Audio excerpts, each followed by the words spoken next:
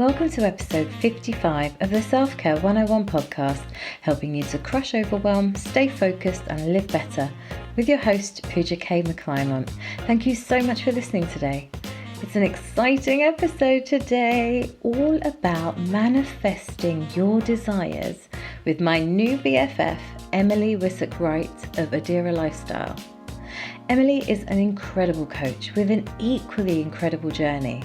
At only 28, Emily is a powerhouse of energy, inspiration, and belief. I met Emily this summer. She's one of the other coaches at House of Wisdom, where we both host empowerment classes. Emily and I just hit it off from the outset. I am in love with her infectious, go-getter energy, and I feel like she arrived in my life at just the right time.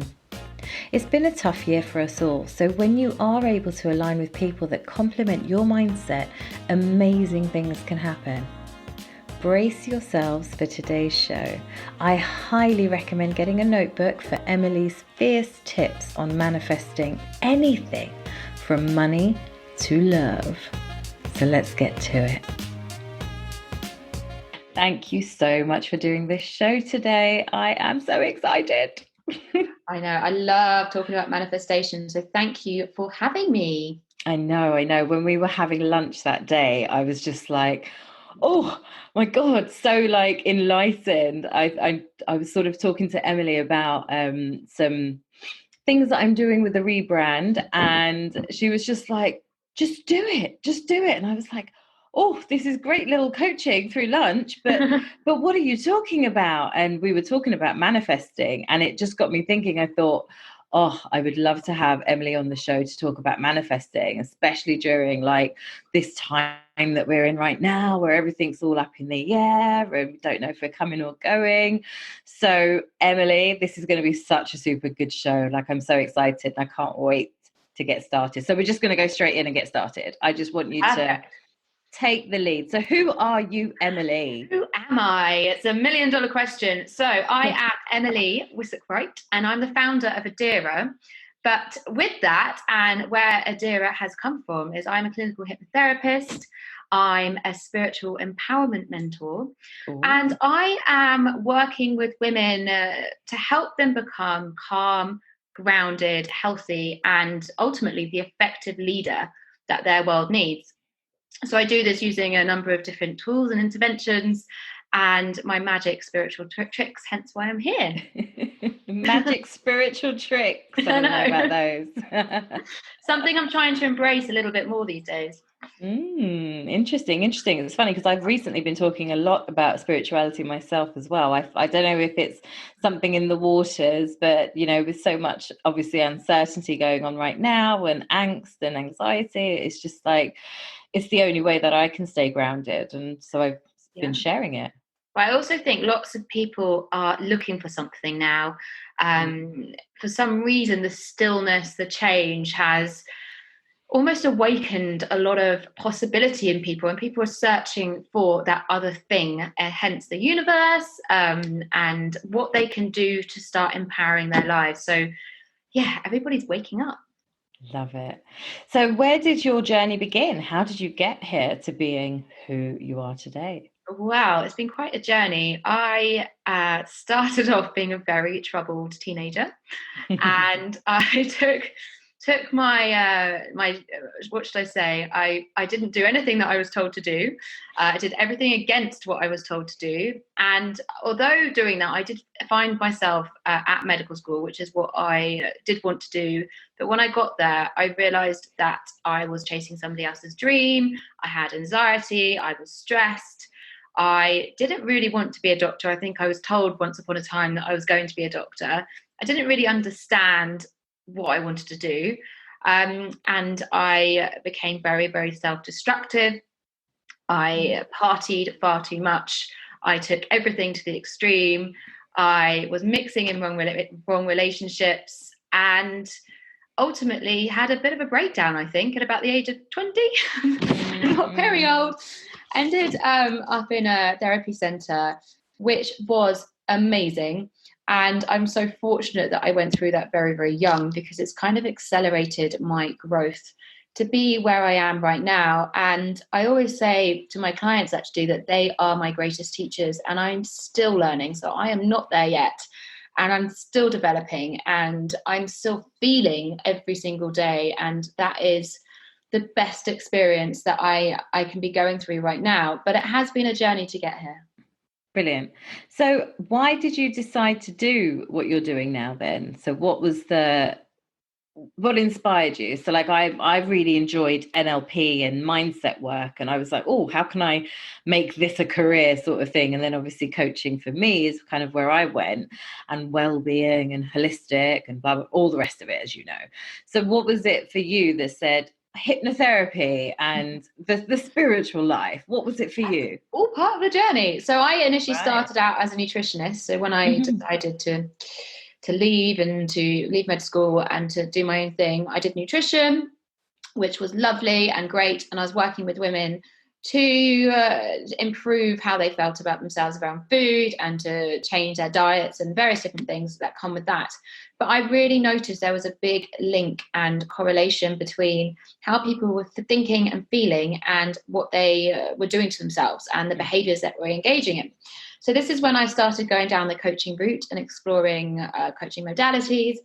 And then I realized that it's great being a coach and a lifestyle coach, but I want to go a bit deeper and I want to understand why people behave that way.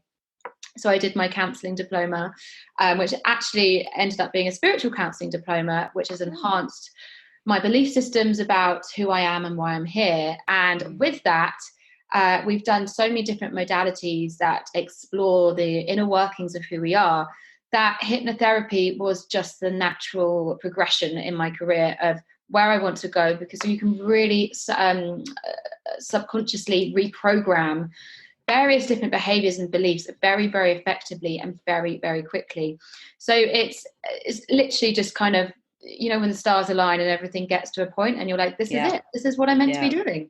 So yeah. Oh, completely. Yes. Preaching to the converted over here. So you just said something about belief systems, and this is kind of how we met, because we met through House of Wisdom, and your talk is about manifesting beliefs and letting go of what is it? Letting go of beliefs? Well, it's the power of beliefs, but it's kind of chopping and changing. I'm doing a lot more hypno stuff as well, which is great.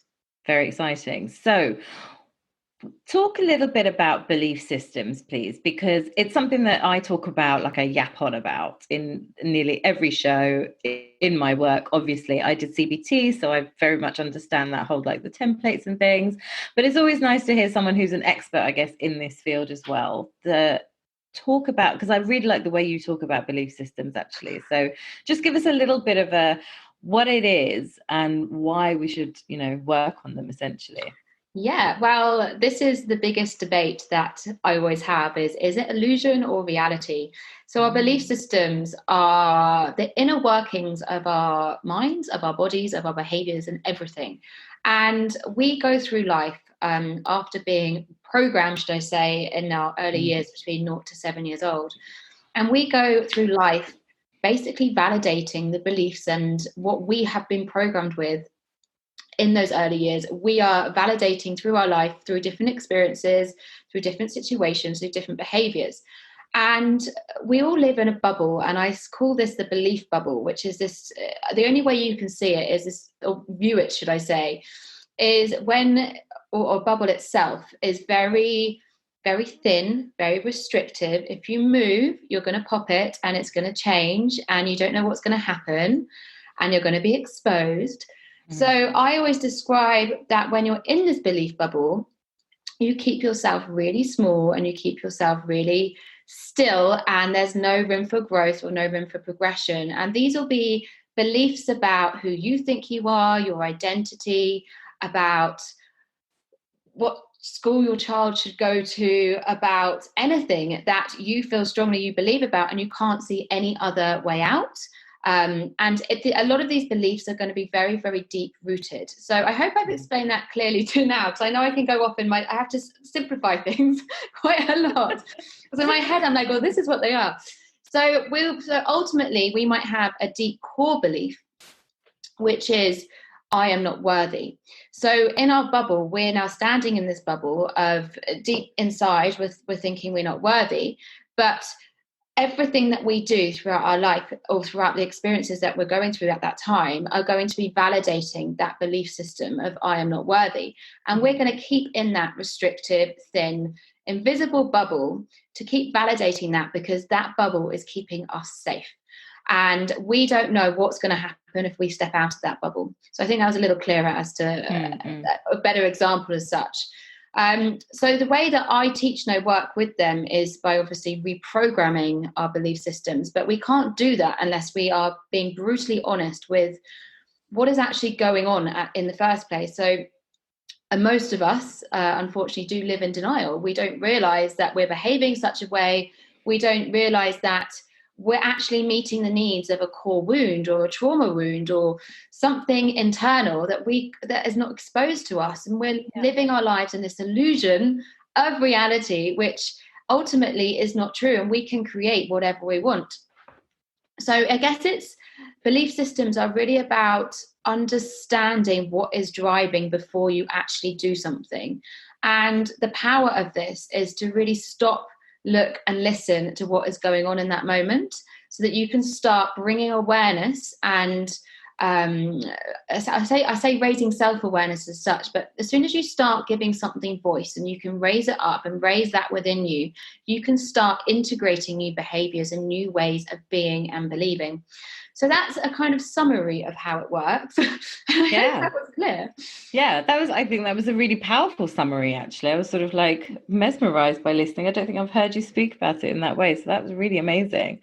So within your work, then, the manifesting comes into play, right? Because you work with beliefs, and you just said that you can have what you want, do what you want. But it's these beliefs that hold us back if we stay within that bubble. Absolutely. If we don't pop the bubble. Now I'm just going to see bubbles. That's it. The bubbles. Well, that's it. Every time I see it's funny though, because you say that, but it's actually a really easy way to start thinking about yourself. And when you're thinking something negative or whatever, it's that pop that and just step out. Yeah. It's just a really good way of reprogramming how you think and visualizing the steps and stages. Yeah, I really like that. So how does manifesting come into play? So talk a little bit about what manifesting is, because I know there's going to be listeners in there going, this is a little bit woo-woo, Pooch, what you're doing. But, for those of you who've been in my journey for a while will know that I am all about woo. I just don't lead with it. It comes into play when it's the right time or when it's relevant, hence I was saying the last couple of shows have been very much about spirituality, and the things that I'm talking about at the moment are very spiritual based, because I feel energetically that is what is needed right now, rather than me saying, pursue your goals, action this, and be very much more on the empowerment side. It's more about going within at this point. This is an opportunity to go within, so take it. So let's talk about manifesting. What is it, dude? Manifestation. So manifestation is, simple terms, it's where you can create a reality through how you're thinking, feeling, and believing.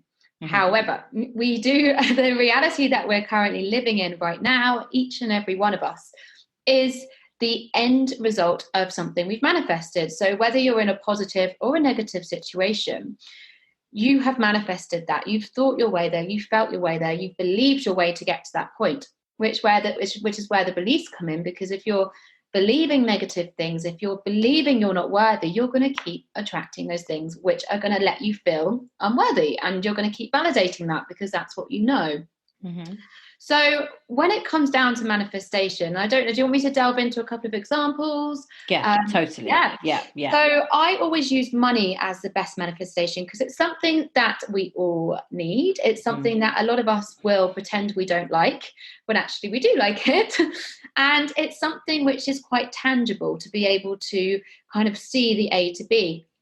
Now, there's a few steps which I tend to follow with manifestation itself. And again, money is probably quite a good example to use so that we can start strategizing how those who are listening or watching might be able to start putting this into play. So again, money is usually correlated with self-worth or how we're feeling or who we think we are. And we're going to have belief systems around that. So regardless of what you're trying to bring in, and if it's just £20 next week or £20,000 next month, you need to get really, really, really clear about where you are right now. So unfortunately, we live in a world where a lot of people are in debt. A lot of people are scared of money. They're fearing it. So they're not going to admit and really, be honest with themselves about what is going on. So if we're going to use money and we're going to get really clear, we're going to check our bank accounts. We're going to know what's going out. We're going to know the bills. We're going to know how much debt we're in. And we're going to be really clear about how good or bad, positive or negative that situation is right now. Once we've got brutally honest with ourselves and really clear, we can start beginning to see what it is that we need to do or what it is that we actually want. Again, getting quite specific. So if I, for example, wanted to earn £5,000 next month, I'm not just going to say to the universe, I want £5,000. I'm going to say to the universe and journal. When I say, I'll talk about that in a minute of what I mean by say. I am going to work out what I need to do to pay my bills, to pay this, why I need that £5,000. Why is that important to me? Why does that excite me? Because again, this has to come from a space of authenticity. It has to come from a space of love and expansion, because that's what the universe wants for all of us.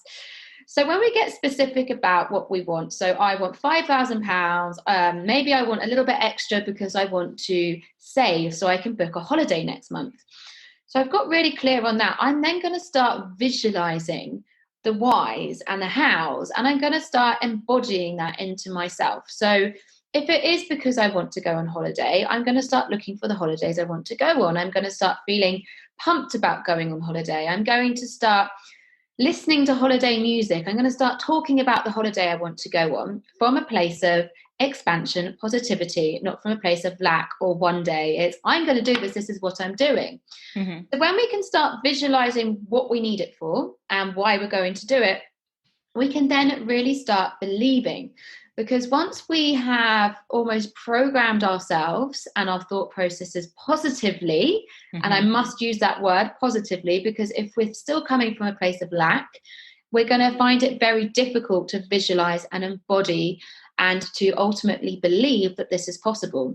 So once we've positively enforced in ourselves that we are going to do this, we want this money for this reason, we know where we are, we're feeling really good about it, we'll start believing that it's going to happen. And believing or belief systems they're stored within our body because they are conditioning, their energy, and it's a way that the vessel of our body, should I say, is storing information. So when we start believing, we're kind of firing up energy in our body to start really making it happen.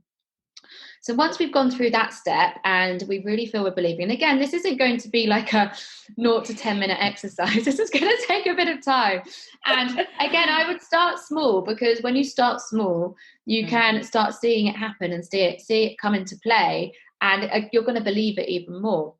So I was going to ask you about that, because everything that you're saying, like listening to it, obviously I'm on the same wavelength as you, and I know this stuff works. So, funnily enough, actually, I could tell you a tiny little story about manifesting that I had this morning. I had this moment where I was reading an email from an editor of a magazine, and it's a series of magazines that I've been writing articles for the last year. And last year, when I sort of set my business goals, one of them was that I want to have a regular column in a magazine. And when I was reading this email this morning, she said she was introducing me to the managing editor, a new managing editor. And she said, Puja is our go-to guru for all things self-development. And I was like, I'm okay. And then I sort of took a step back and I was like, hang on a minute. I wanted this. This is what I asked for. Like, I remembered, I'd forgotten about it. And I remembered that I'd asked for and I wanted to have a regular column. And then I realized, and I said to my husband, I was like, do you know what I didn't do? And he said, what? He goes, I said, I didn't get specific. Yeah. I just said, and that's why I didn't realize that I'd actually manifested this column that I've had, I've literally been the only one in that magazine or the series of magazines writing in the way that I write. And I was like, I manifested that, but I wasn't specific about which publication. So I just put it out there. That's what I want. And I was doing the stuff to get there. You know, I believed my writing was good. I knew I had something to say. I'm very efficient when it comes to a journalist and things like that, getting back to them promptly. And then it's happened. So it just really it just threw me for a loop, really. But when you talk about now, obviously, like I say, well, I'm on your wavelength with manifesting, but people who aren't so sure about it or are very much in that pessimistic space right now, and understandably, right now it's very difficult to see through anything it's really tough to see things positively right now, and I get that. And we were talking, obviously it'd be lovely to manifest $5,000 next month. Yes. Who doesn't want $5,000 next month, and who doesn't want to go to Bali and everything else? But starting small, like you say, like manifesting like maybe £20 extra or something, how does it work in the same way? Yeah, I guess let me just, what I'll do very quickly is just lead on to the last step, because that might tie this in a little bit more. Okay. So yeah, no, it's just, I just realized I think I left something. I didn't leave it out. I just didn't quite get there yet. But when you've got to believing that it can happen, and again, I'll come back to it's big or small or however we want to look at it, we can then start opening ourselves up to opportunity. And what often happens if we have a big goal, and if we do, let's again say the £5,000, that's our big main goal. We need to find the steps and the opportunities within that to start getting there. We can't just sit there. It's not serendipity. It's not just going to happen and suddenly appear in front of us on our bank accounts. You hear the stories on the street, like money just pouring out. It doesn't happen like that. Yeah. It will be through hard work. It will be through dedication. It will be through opportunities. It will be through networking. It will be through all of the skills that any of us will naturally have or we're using to be able to do that. And it might mean that initially, yes, you do have to start small, and £20 you're going to manifest, or a parking space or something that you can then start believing that this actually does work. Because when you start believing, that is when the power of manifestation really comes into play. Because manifestation is just energy, and I'm not going to go too woo-woo, but we are all energy, and we're all made up of energy, and our thoughts, our feelings, our beliefs are all energy. And what we're doing consistently is attracting the same thoughts, feelings, beliefs which are in our head. So if we can keep them in line with what we want, and this is where working with someone like you, and I guess me at some level, is going to be so helpful, because you can get your goals, you can map your goals out, and you can start believing that it's going to happen. Whereas it's quite, if you're feeling a bit lost and a bit kind of this is going over your head right now, it's quite difficult to try and see what it is that you want to bring in your life, unless you start strategizing and really honing in on what that is. Because I know that when I've worked with clients previously, they don't know what they want. They just want to feel better. But it's not until we start to really get clear and specific about what they want, and what they've already got, by the way, because as you said, you didn't realize that you had this and it was there. They can start really seeing. And again, I use the word strategy, and I always use this word because strategy is the masculine energy and the flow is the feminine energy. And with manifestation, you've got to have the unity of both of these energies together. The masculine will be the strategy side, so getting really clear on what you want, the goals, and the flow is the surrender, allowing this to happen, using your femininity to go with the flow. But you need both of them. I think that is so poignant. I think that's often what's missing, because I talk a lot about being in our heads and not enough in our hearts, and this is sort of, similar in that way. And I'm totally like, I've done this myself, when I am in my business, I want to help, I want to do this, I want to do that, and I'm doing social media posts and I'm doing blogs and podcasts, I want to help, I want to help. No clients. No clients. Radio silence. But when I do something, when I record a podcast show and I do all my bits and previews, etc., and then I just let it be, and then I'll go and spend the afternoon with my son, or I'll go and see my mum, or I'll go and meet a mate, or I'll watch Netflix or something that's got nothing to do with work, so I'm not thinking about work, the phone rings. There's a booking on my calendar, and I always laugh, and my husband always brings this up with me. He's like, you got to let it breathe. You've told me to remind you to let things breathe. And I'm like, yes, always remind me. When I'm too into my work, always remind me to let things breathe, because otherwise I'm blocking that flow, because I'm here sorry, I pointed to my head here. You realize this podcast. I'm all in my head about what I'm doing, which, like you say, is strategy, isn't it? And that's the masculine energy. And I get told I have quite a lot of masculine energy. But when I'm in flow, like you say, and a bit more just sort of letting it be and everything else, that's when things start happening. Now, for a control freak like me, that's a really difficult thing to do, to be in flow. Yeah. So I know that that's something that I struggle with. And I'm sure a lot of people listening can hear that, because you get caught up in the how, right? Everything You're saying to me, as much as it makes sense to me, there is that, yeah, but how? How can I believe, if I know I only get paid, I don't know, £1,500 a month from my job, that's what I get. How am I going to then get an extra 20 quid next month? Emily, I don't understand how that's going to happen if my job only pays me the 1,500.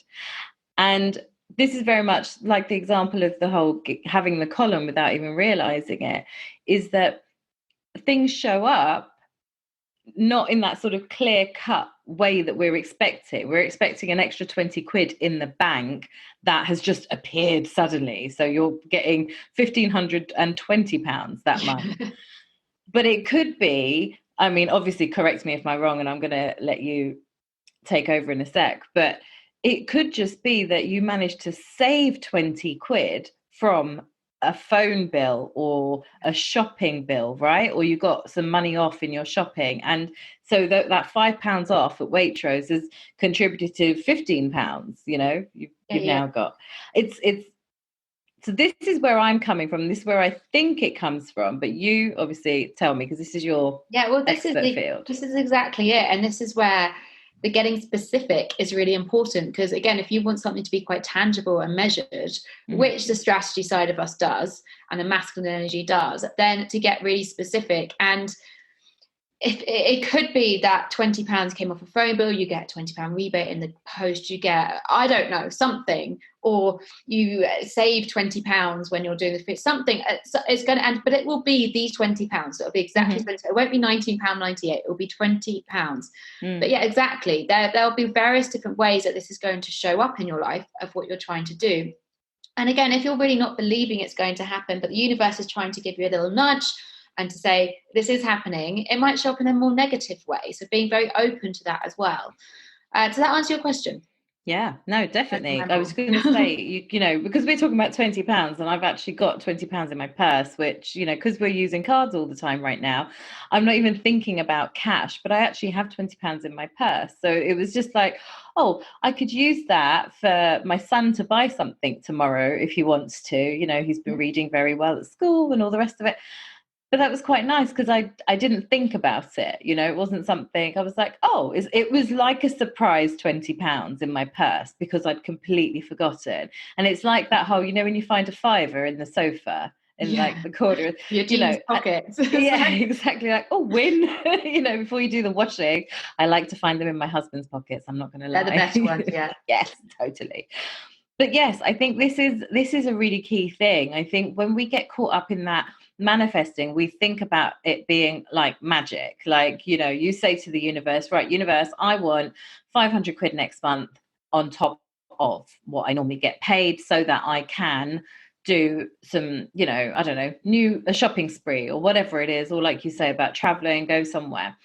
And then we get caught up in how's it going to happen? So we don't let go, right? We don't get into flow because we're caught up in how's it going to happen? But I don't know how to make this £500 happen. And when you do let go of controlling the how it's going to happen, which you say is flow, it appears, but not necessarily the way you think it's going to appear. And I think that's probably the most sort of like important bit about manifesting, is to not expect it to come the way you think it's going to come. Yeah, again, it's if you're being specific enough and you can say, and you can't control it, because again, you could do, I want this, it's not going to happen because you're not allowing the universe to do its thing. But if it's for the best and good of you anyway, and you're specific about how and why and what, then, and you do surrender and you let go and you allow your feminine energy to do that, then it is going to appear in one shape or form. But I guess what you were just saying is so key about the how, and we all get lost in the how through fears and anxieties and the beliefs that it hasn't happened before, and that's ultimately one of everybody's biggest blocks. And I hate to lead it back to me right now, but if you look at hypnotherapy, that is what it does, and it helps you dissolve these blocks, which you don't even know you're putting up against yourself, and the blocks against fear and the anxiety and the stress and the self-sabotage and even relationships and all these things which you're unconsciously or subconsciously blocking because you don't believe it can happen. So, and then if you're expecting something and trying to control it through fear, then again, you're putting that block up again and you're looking for it in different ways. So there's this whole, you've got to be so diligent in being able to make this work, which is probably why books like The Secret talk about, like, why is it the 1% can do what they do? It's because they have an unwavering focus on what they want, as opposed to letting fear come in. They feel unstoppable.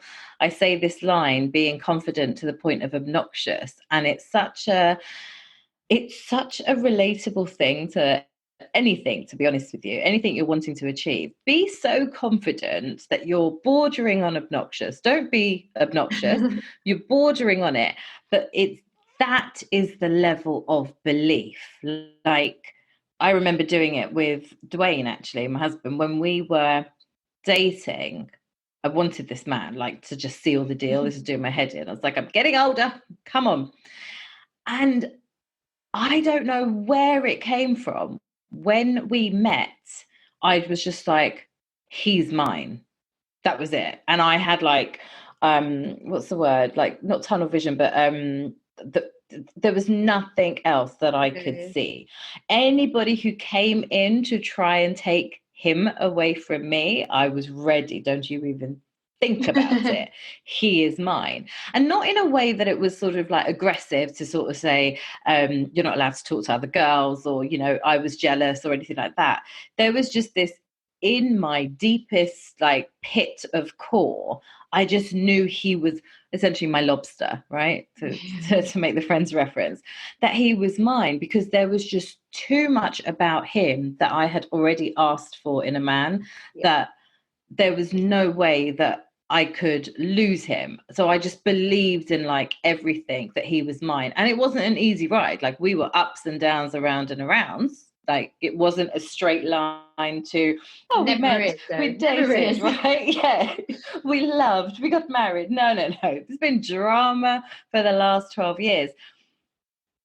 But I got him, and he is mine, even when we check in with each other, and obviously with everything going on right now, we've, not been able to spend as much time with each other because we've been as a family.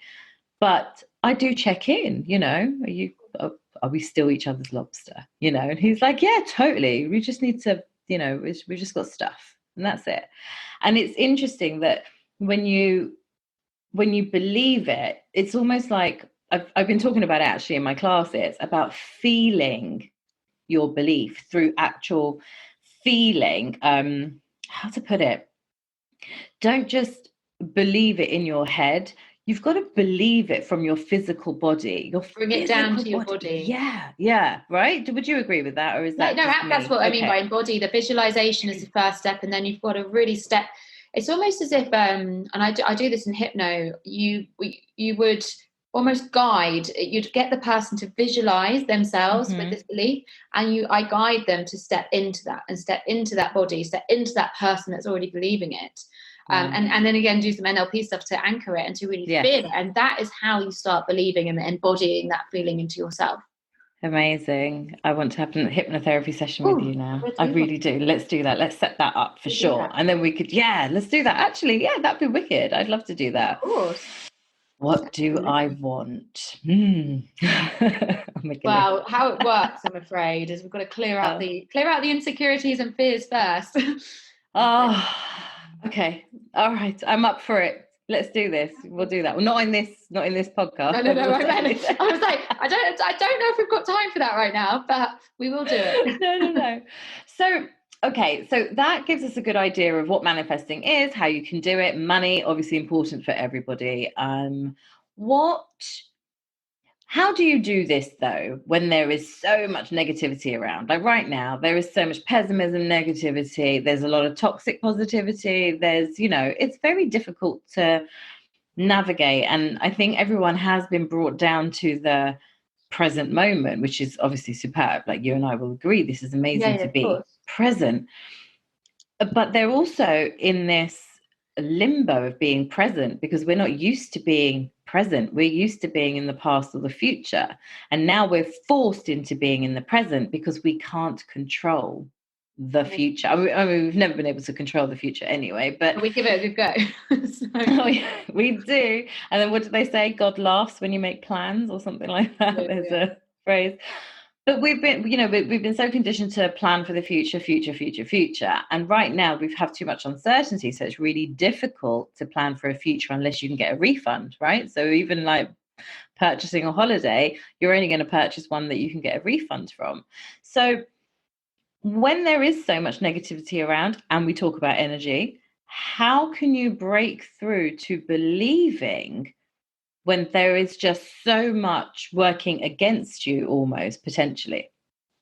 Well, that's a belief in itself, isn't it? I guess of the physical. And we are in a position right now. We are in a situation where there is no control. We can't control anything which happens tomorrow. We can't control anything. The only thing that we have control about is how we're feeling. Mm-hmm. And that is the most important message I can ever push out to anybody, is you are in control of what you think, what you feel, and what you believe in. And if you are noticing yourself getting pulled into other people's belief bubbles as such, or getting pulled into other people's negativity, or there is a blanket of fear and negativity around the planet right now. And if you feel yourself getting pulled into that, that's when you need to tap out, or tap out your bubble, pop out and do the self-care rituals of grounding yourself, of nourishing yourself, of moving your body, moving the energy, and really raising up that self-awareness that you all have and we all have, to a point where you are then be able to gain a clearer perspective as to whether this is somebody else's fear or negative thought, or where you currently are right now. And I guess I did actually want to, because I know I use money as an example, but I guess a relationship might be quite another good example to use. Yeah. And when I say get really clear about where you are right now, and I know a lot of women doing this especially, and I know you work with men too, but in my part, I've been working with women, and they're desperate to manifest the man of their dreams. And they're like, we're in COVID right now, like I'm not going out, I can't see anyone. But what the universe is telling us, and what I say by getting really clear about where you are right now, is you have to look in the mirror and you have to look within and look deep at what's going on and what you're playing out in the world right now and what you're believing in. And when you clear all of that out, and when you really start to, again, integrate that self-awareness into your life, you're then going to be able to attract and manifest what you want into your life. So I just wanted to throw that example in, because I know I don't know about you, but there's lots of people that are worrying that they're never going to meet their person and anything like that, similar to what you were just saying. And really use this time right now to get really clear on where you're at and to get really specific. Because by doing that, you're not just up-leveling yourself, you're up-leveling the collective energy, which is everybody, we're all connected. You're up-leveling the spirit of how you're going to move through this, and everyone else is going to move through it. You're creating positive pathways for those around you. There's so many benefits for doing it, but it also means that you're building resilience. So you're going to step out of this when this is over, and you have a position to take that little bit more control of your environment. Then you're going to have that resilience to do it and to move forward, and you're going to have things set up. And I guess you're going to bring in that law of attraction so that you're going to be able to manifest exactly what it is you want. Yeah, I think I completely agree with you. And I think something that I do, like anything that I talk about when it comes to energetic related woo-woo spiritual stuff, I will only talk about things that I've experienced myself. So when it comes to money, I've never asked for a big number. Personally, I've never asked for a big number. Not yet. Anyway, we'll do that in our hypno session. But I've never asked for a big number. I've always been, I guess, I don't know. I live a life of gratitude. I live in gratitude. That is my sort of baseline. And if I'm not in that state of mind, I know that that's what's off with me. Yeah. And so I have never wanted for anything. It's always been there. Not like you say, the way you think it's going to be. So it's not been like a big check. I've not had like, if I've not got any money for the month, I haven't received a check for £1,000. I've either saved some money somewhere, like, the bills or whatever, or my dad might throw me 50 quid or something randomly, just out of nowhere, or somebody might owe me money back and it comes back that way. And it's all those things, or my husband might get more money that month, he might get a bonus that month, all these different things, and then I'm fine. And I've always been fine. So I can talk about money and manifesting and the energy that you put out and your belief of that. I believe that. And it was the same with love as well. It was very much, I made that list, and at first I was scared about talking about making that list of what you want, because there's if you don't believe it, then you're making this unattainable list. But what I did and what I've done with clients is get clear, be, really specific about what you want, visualize that literally on a vision board or in your mind constantly as the embodiment of what it is you actually want, and then be open to opportunity. And I think that's the missing piece, that people don't open their eyes, which is your third step. They don't open their eyes to opportunity. They write this list and they expect that the guy or the girl's going to find them whilst they're sitting at home in their cozy onesie watching Netflix and eating ice cream, and then that's magic. That's not going to happen. It is the notification on the phone. It is the person that you've been thinking about that you might want to reconnect with. It is the opportunity to go over to someone's house for brunch, or to go out for a drink with somebody, and then you don't know who you might meet, but everything then presents as an opportunity. But obviously, exactly. If you're right, and if you're close to it, then you miss your opportunity. I met Dwayne in Debenhams in Oxford Street one late night shopping evening. I didn't go out shopping with my bestie to find my husband. I just went shopping with my bestie. But when I met Dwayne, I was like, oh, there's something about him that I've never experienced before. There's just something about him energetically. And at this point, I was very much in looking after myself. I'd lost loads of weight. I was fierce in my career. Things were just I was just vibrating at that right level. And then when I met him, I was open to him. And anyway, now he's my husband. But it was...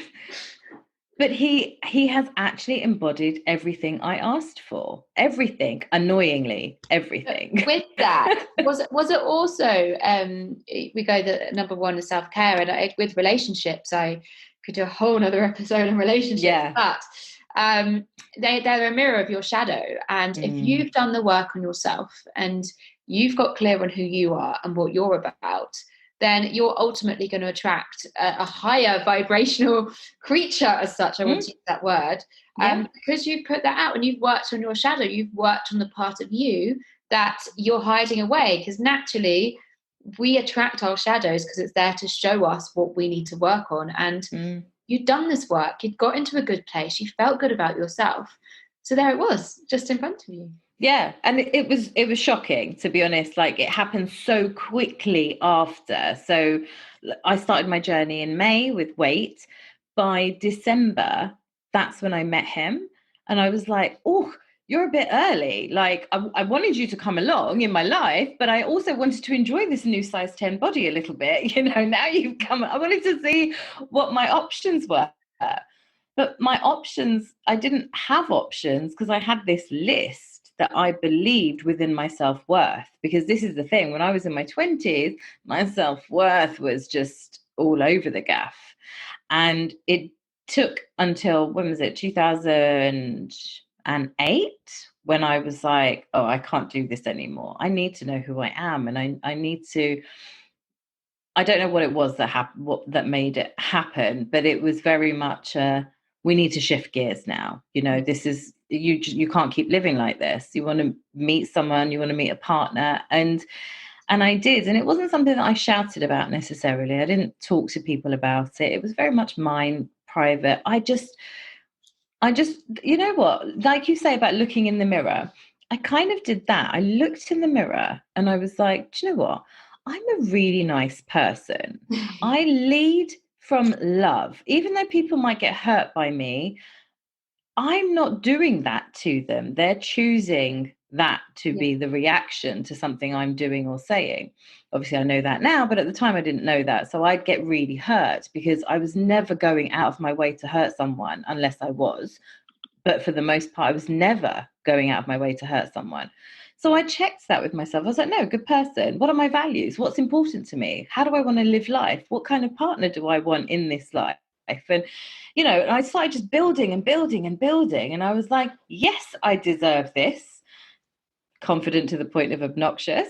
And I'm not going to lie, it manifested. And I remember on our wedding day, like I was a bubbling mess because we were both very much like, oh my God, we've actually found each other, like that pessimism, that you have through life and everything else. And we did. And we were so, I think, overwhelmed on our wedding day because we were just like, this is happening. We've done it now. You're here. And it's like the biggest high that you can have, in terms of, manifesting something that you've always wanted. But when you're in this negative energy space, it's very hard to see that. And I do see people who like want love or they want a job, but they'll put these blocks in the way, like in a coaching relationship. They'll be like, oh no, but I can't do that. It's like, why? Just do it. Just apply for it. You never know what's going to happen. Just apply. If you want to work for Lego, apply. Go work for Lego.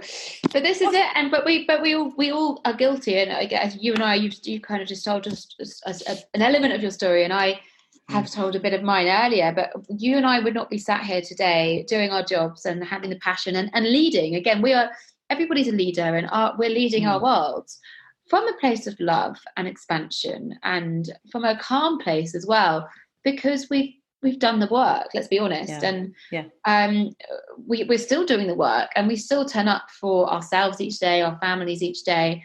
And as soon as we stop doing that, things change very quickly. And it's a way of life at the same time, but it's a very, very positive way of life. And it's separating from that anxiety and that fear and that stress, which we've been conditioned to believe, and really stepping into a place of positivity. And this again, going woo-woo, this doesn't mean that we don't have shit days, and I don't have a bad day, and it doesn't happen like that. And you still shout at your children sometimes, and you still cry and get wound up. It's about being vulnerable, and it's about taking responsibility for yourself. So if I do shout at Phoebe because we're running late, it's probably because I haven't got up or done something, and I will then take responsibility and explain to her after, you know what, mummy was wrong, and I was cross, and that's okay to be cross. But what I'm trying to say is nobody's perfect, but this is a way of leading your life from a place of love rather than a place of fear. But with fear, and I always say it's really important to say, we need to turn and walk with our fear. Like, it's very important to validate our fears and our anxieties, and that's one of the biggest breakthroughs you can do to stepping forward, is accepting that fear you've got. Listen to it. Don't bury it and suppress it, and don't run away from it, because it's going to make it create different what's the results in your reality. Whereas if you walk with it and you embrace it, you accept it, and you face it, as they say, it's the only thing that will ever get smaller. So how do you do that? You bring it to your awareness, and that's so when you've got a fear, we can consistently try and validate our fears to being, as you were saying, oh, I can't do that yet, I'm not doing that, I'll do that when I do that. Making excuses, blaming other people, playing victim are all prime examples of when we have got fears that we're not facing. So first of all, it's about understanding that, like you said, well, you can go and do that, and you can. And then it's working out what the belief is that's stopping you from doing it. So whether it's the fear of failure, rejection, of self-doubt, or perhaps you've got a protector shadow, and I say shadow is in a protector part of you that's stopping you from stepping forward because it's trying to protect you because you felt out of control when you were younger. There's so many, and I can get so complicated and I try not to. But to walk with your fear is to become aware. And when you become aware, you can start integrating. And I said this a few times through this episode. Awareness brings integration, and integration brings self-awareness. So when you become aware that there's something not aligning and something that's not there, you can then you have a choice to either work with that awareness and to accept it and to integrate that into some change, or you have a choice to ignore it and suppress it and carry on doing what you're doing. Once you've integrated it, and if you choose to, of course, integrate it in the positive and to create a positive choice and a positive experience from that, first of all, you then have already walked with that fear or whatever it is, because you've already integrated it, you've got a positive experience from it, you've faced it. But also you are then bringing the self-awareness where naturally, if you talk about vibrations and energy, you're raising yourself because you are aware of how you're behaving and you're going to take responsibility for it. So that's kind of the steps I do. And the belief bubble as such is right at the top, and it's right before you even have awareness. And when you pop that bubble is when you bring the awareness in, and then you can start integrating all these different things. Amazing. Wow. Thank you, Emily. It's been very enlightening for me as well. And I'm looking forward to our hypno session. So we talked about being grounded and things. What do you do to look after yourself? I drink a load of wine. I'm joking. I see. The thing is, I know you're not joking because we need to. I can be grounding. I don't drink a load. I do like a glass of nice wine, but no, I do meditation, but more so guided my own hypnotherapy. Meditate. I used to do. My brother's a Vedic meditation teacher, so I learned that way, which was a great way to learn and to really start to bring awareness into who you are and bring you to the present moment and letting your thoughts go. I was a nutritionist, so eating well, and it's one of my kind of biggest keys that I can see, or biggest, what's the word? It's not key, it's my telltale sign that things are unaligned for me, as if I'm not eating vegetables and fruits and stuff, and if I'm hustle mode and I'm rushing around and whatever. So eating well really grounds me. And I do a lot of movement. I'm also at the moment doing lots of Pilates reformer, which is great. Trying not to do yoga for various reasons because I've got back issues at my young age. I think it's from sitting down and doing this all day. So I'm working on my Pilates, but I always move. I walk a lot. And I guess, as I said, we're not perfect. And there's days when I'll have a really bad day and I feel really ungrounded. But I'm naturally a very ethereal energy anyway. So I'm all the way up there. So I do have to take special care in keeping myself grounded. But yeah, they're kind of the main things I do. And again, nature's great. I love being outside, and my daughter grounds me, if I'm honest. She's very earthly, and she's very makes me have to step back into being here and being present. So naturally, yes, I think that's one of the gifts she's. I think I agree with you on that with children. I find that Micah does the same thing. Recently I needed to have an important phone call, and I said, would it be okay if I have this call and I need an hour undisturbed, right? Not that he knows what an hour is, but I was like, you can't disturb mummy, you've got everything. I've got your snacks, I've got you the Kindle, I've got your TV, whatever you want, you've got. It's there. Just don't disturb me. And he didn't. And then after that hour, I was very proud of him. I let him know I was grateful. I thanked him, for doing that. He felt really good about himself, for Mummy, I didn't disturb you and everything else. And then I went to write an email and he said, but Mummy, you need to finish work now. Yeah.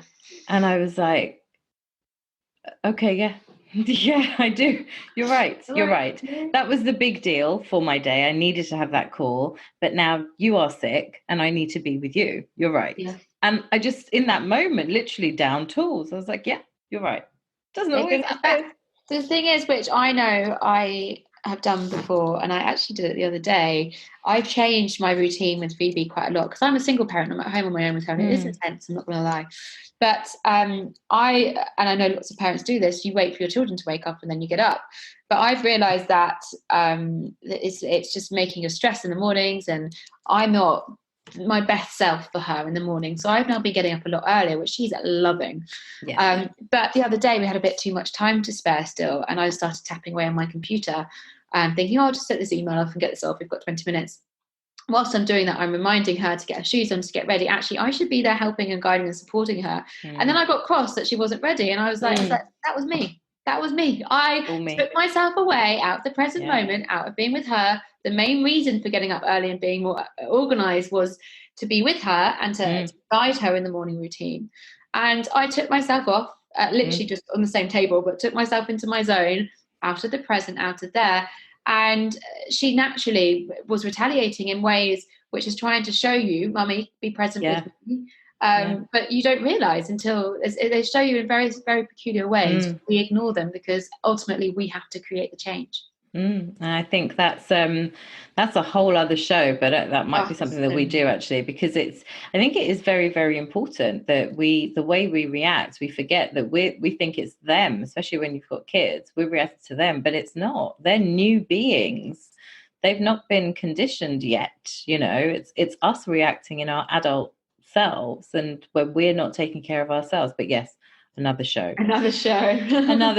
So Emily, thank you so much. Now, what are you currently manifesting, Emily? I believe there's a 6-week hypnotherapy course. There's a 6-week hypnotherapy course. I'm manifesting a lot, actually.